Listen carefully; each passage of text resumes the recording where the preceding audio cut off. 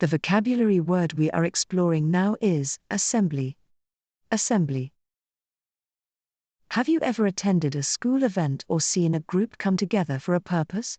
That gathering is called an assembly.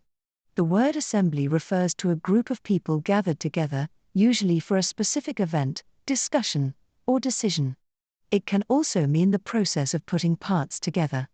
Let's explore its meaning, examples, and a short story to understand it better.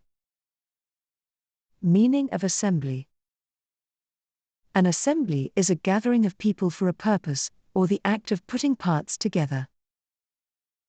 Examples. The students attended the morning assembly. The car was completed on the assembly line. The town held an emergency assembly after the storm. Short story. Every Friday, the school held a morning assembly. But this week was different. The principal announced a surprise performance. The curtains parted to reveal students from every grade performing a musical play they had secretly rehearsed. The crowd cheered, especially when shy little Ben stepped forward and sang a solo. The assembly ended with a standing ovation. It wasn't just about the performance, it was about unity.